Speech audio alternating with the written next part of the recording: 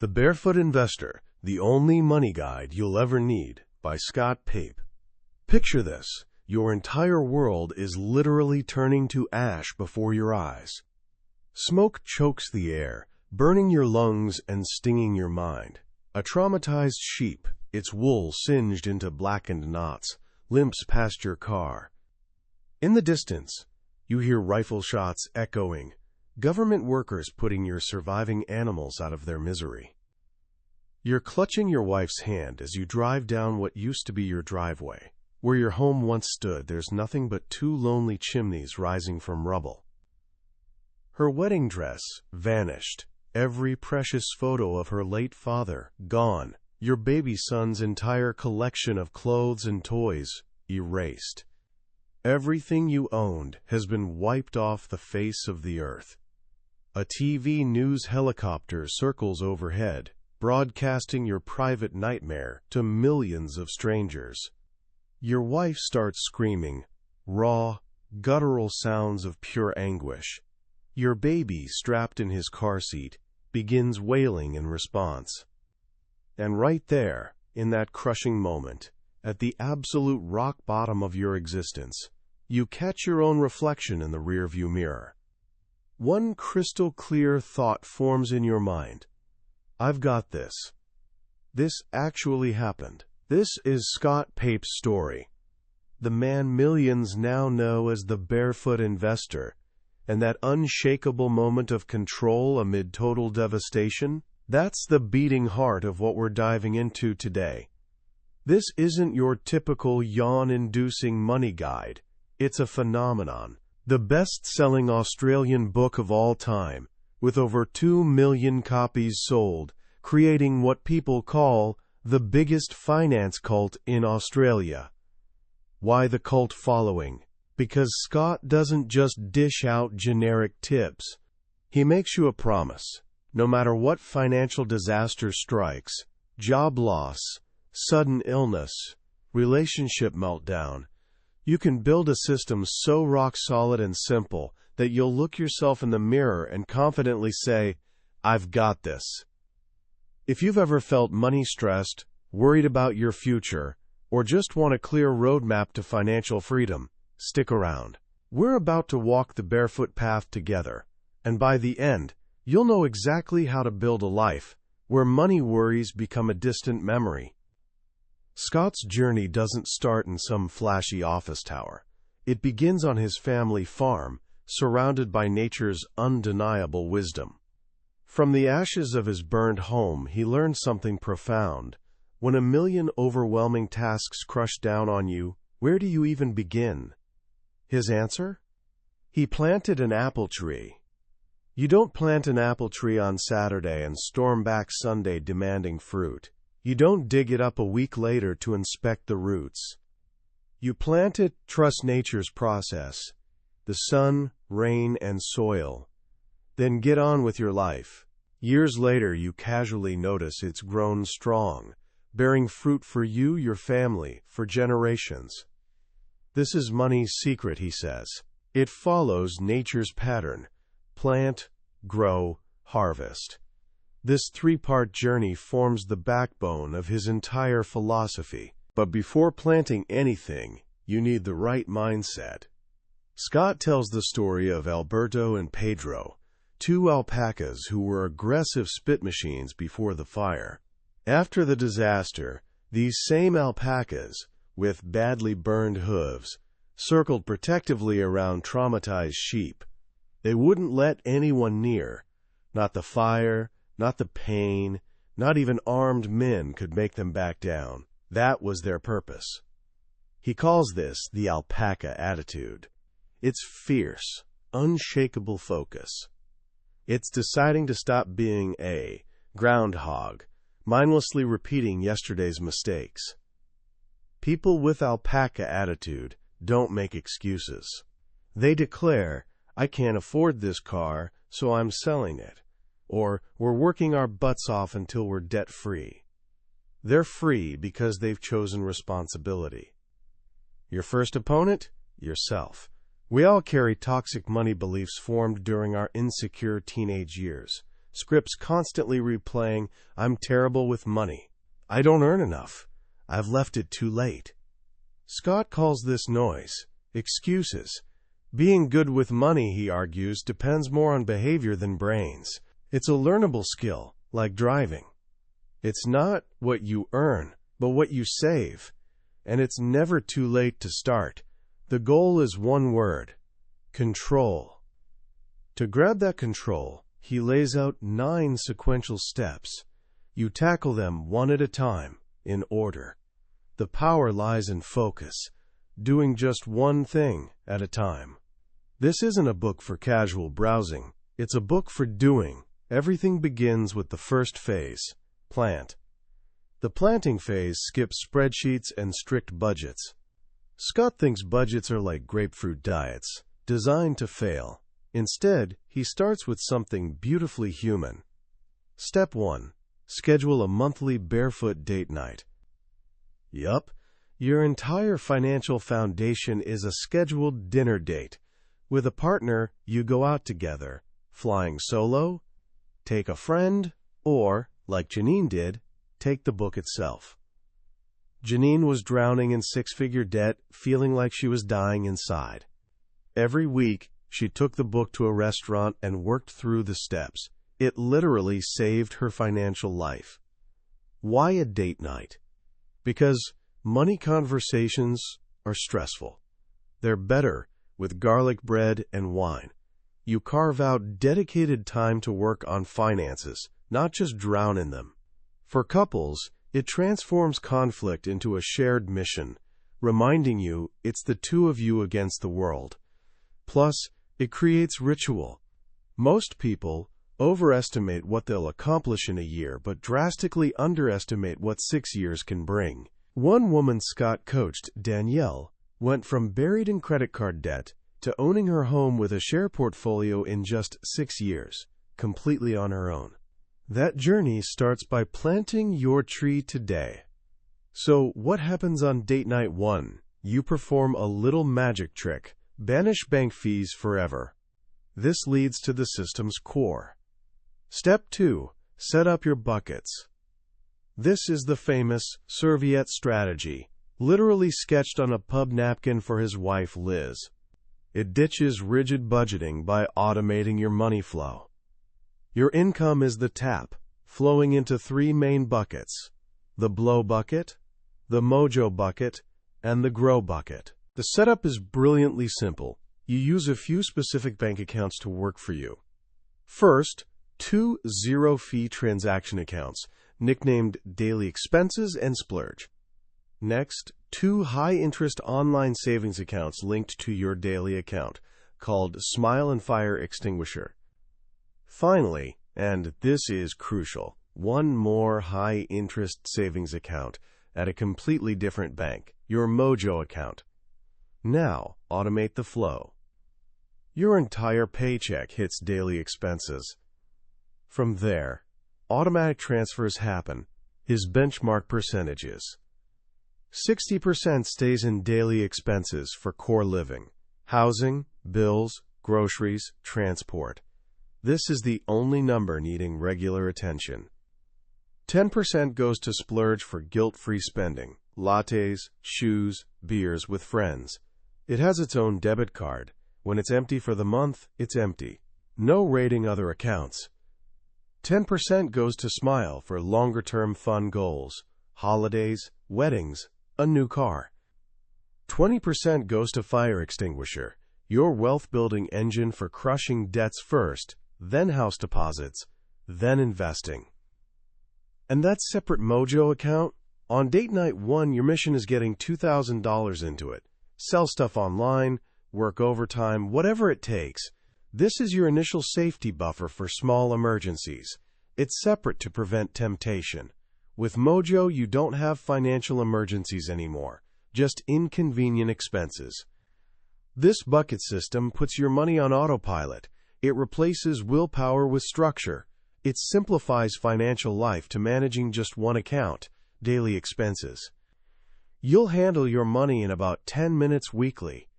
With the plumbing installed, it's time to tackle your biggest financial drain: Step 3. Domino your debts. Scott despises debt, especially credit cards. He calls them debt cards, financial drug pushers hooking you young with a small taste at 18, then relentlessly upping your limit. He argues rewards points are shams, designed to make you spend more than you save, and 55 days interest-free is a trap most people eventually spring.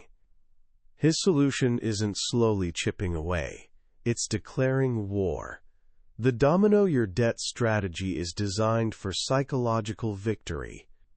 First, list all debts, credit cards, personal loans, car loans, everything except mortgage and student loans, from smallest to largest. Ignore interest rates. Second, negotiate. Call your lenders, tell them you're switching to a 0% balance transfer offer from competitors unless they lower your rate. He provides word-for-word scripts that work surprisingly often. Third, eliminate. Cut up all credit cards. He encourages photographing and sharing it online, a public freedom declaration. Fourth, detonate.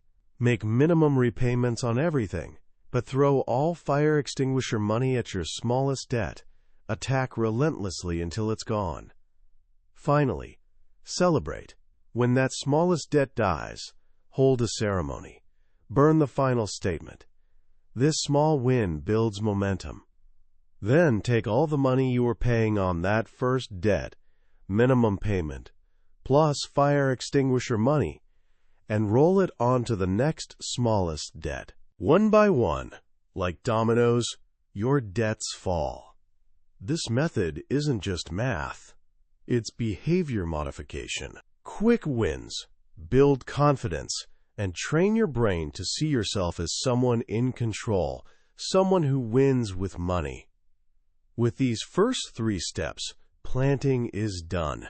You've built infrastructure, automated savings, and cleared debt weeds. Now it's time to grow. The grow phase turns your income tap to full blast and builds serious, long-term wealth. It starts with a powerful idea. There's a limit to how much you can save, but no limit to how much you can earn. Scott encourages thinking about doubling your income, not get-rich-quick schemes, strategic value building. He calls it career compounding. A week before your performance review, identify the 3 most important tasks in your job and set ambitious goals for each. Take control of the review, present your plan, ask for feedback, work diligently toward those goals, casually updating your boss throughout the year. You stand out and position yourself for raises and promotions. Or start a side hustle, he calls it, swinging on the trapeze. Don't release the secure bar, your day job, until you're safely gripping the next one, a profitable business. Test your idea, build contacts, work your butt off until your side income is secure enough to leap. With income growing, you can focus on the great Australian dream. Step 4. Buy your home. Scott firmly believes in home ownership. He sees it as a 30-year forced savings plan where gains are tax-free. More importantly, it's about security, your castle. He warns against common mistakes: waiting for a market crash you can't control, buying a house you can't afford, becoming a postcode pavo, or buying an investment property first, which typically just delays getting your own home. His plan is simple. Your new financial fire is your house deposit. You aim for 20% to avoid expensive lenders, mortgage insurance. How? Point your entire fire extinguisher bucket at this goal. He shows how a couple on average wages could save a 6-figure deposit in as little as 20 months by living frugally off one income and saving the other. It's an intense sprint, but it sets you up for life. Once you have your home, you shift gears. Step 5. Increase your super to 15%. Super is Australian retirement savings, like a 401k, employers must contribute a percentage by law. Scott says the mandated amount isn't enough. Once you've bought your home, this becomes priority number one. You arrange with your employer to contribute extra from pre-tax salary, bringing total super contributions to 15%. Why so important? 2 reasons. First, tax benefits are huge. You pay much lower tax rates on super contributions. Second, it's your defense against inflation, the silent retirement dream killer. He uses a treadmill analogy. Inflation is the treadmill, always moving. If your money just sits in a bank account, you're standing still, eventually falling off the back. Investing in growth assets like shares through your super fund is how you run faster than the treadmill, ensuring your money grows and retains buying power long term. He also stresses choosing ultra-low-cost index funds for your super. Back in the planting stage, he guides you away from expensive, high-fee funds. A 1% fee difference can cost you hundreds of thousands over your lifetime. He's a huge advocate for index funds automatically investing in the biggest companies in Australia and worldwide. It's boring, but it beats most professional stock pickers long term. You now have your home, and long-term retirement investing is on autopilot. One last, grow, puzzle piece remains. Step 6. Boost your mojo to 3 months. Remember that mojo account you started with $2,000? Time to supercharge it. Your fire extinguisher bucket, having saved your house deposit, now points at mojo. Your goal: fill it with 3 full months of basic living expenses. This is the final step to true financial security. This isn't just an emergency fund. It's a get the hell out of there fund. Freedom to quit a job you hate. Peace of mind for major medical emergencies. The ultimate trophy. Having this buffer, he argues, is happiness's #1 purchase. Research from Harvard to Princeton shows beyond a certain income, more money doesn't increase happiness. But savings, control, directly and measurably impacts your well-being. With 3 months of mojo, you'll never worry about short-term money problems again. Planting is done. Growing is well underway. Your tree is strong, starting to bear fruit. Now for the final, most satisfying phase, harvest. The harvest is about reaping rewards from all your hard work. Step 7.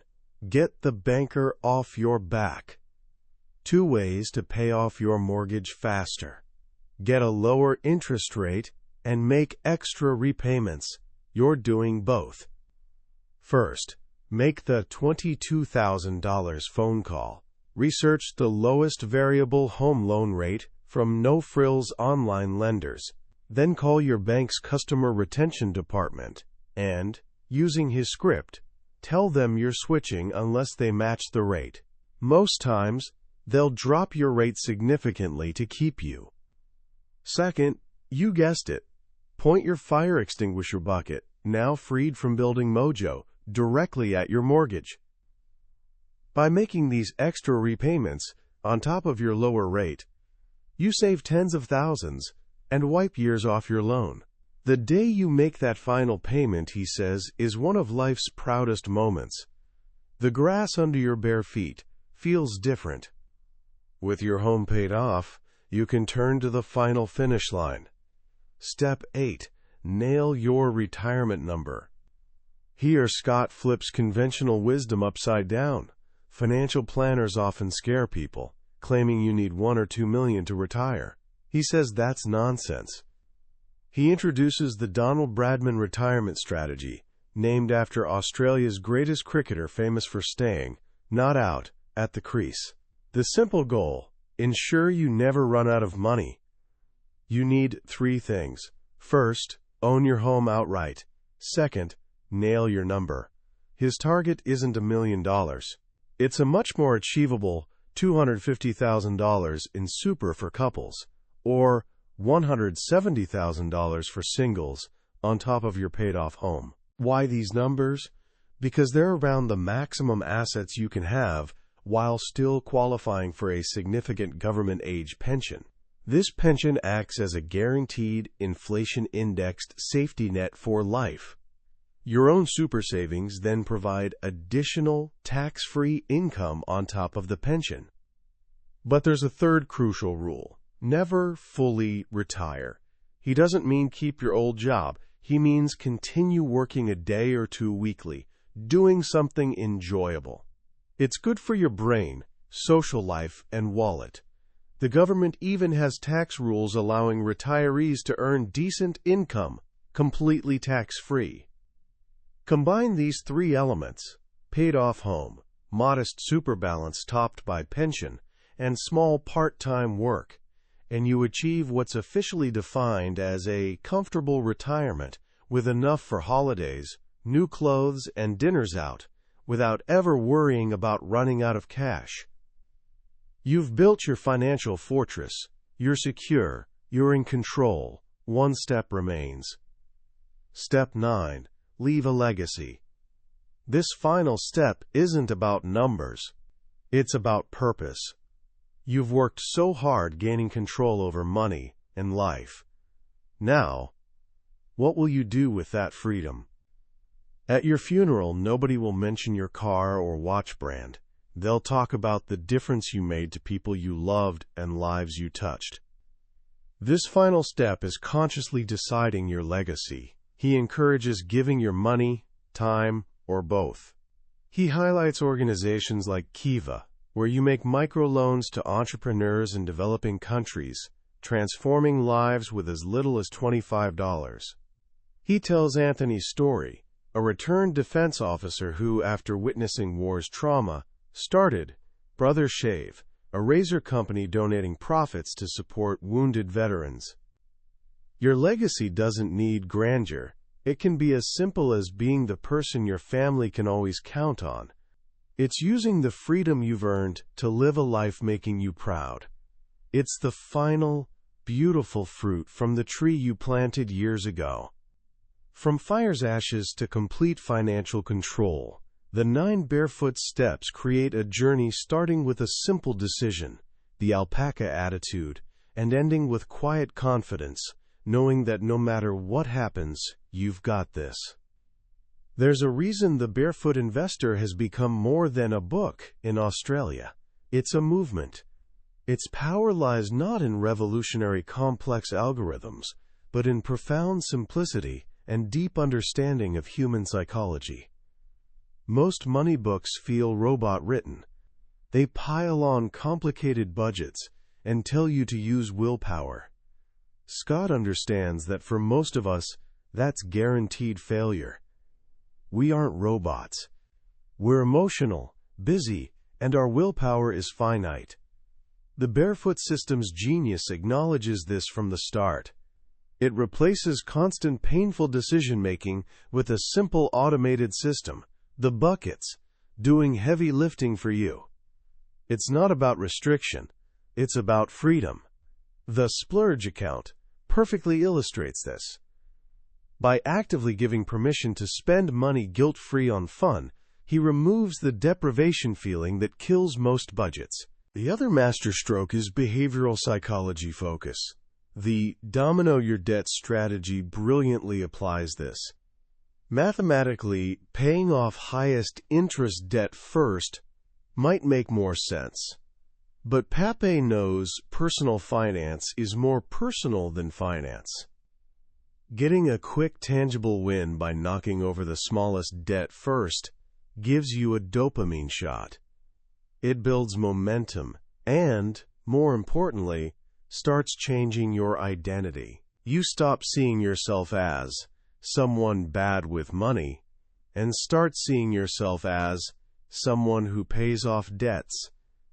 This identity shift is the real engine of long-term change. What I find most compelling is the book's underlying philosophy. It's a quiet rebellion against frantic consumer culture telling us we need more, bigger, shinier to be happy. The postcode POVO powerfully warns against trading peace of mind for a prestigious address.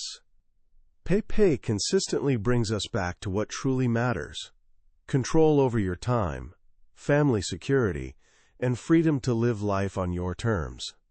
The ultimate goal isn't a billion-dollar bank account. It's quiet confidence from knowing you're in control.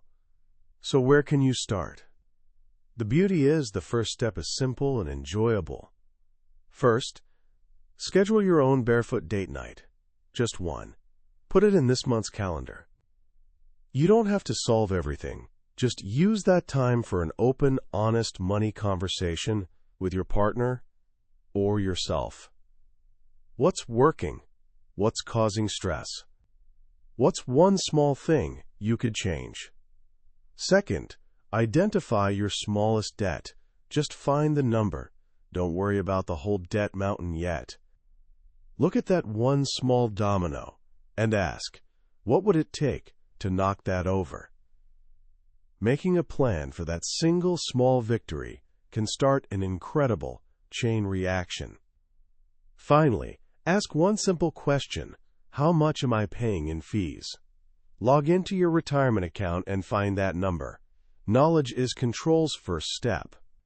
Just knowing that figure could spark savings of tens or hundreds of thousands of dollars long term.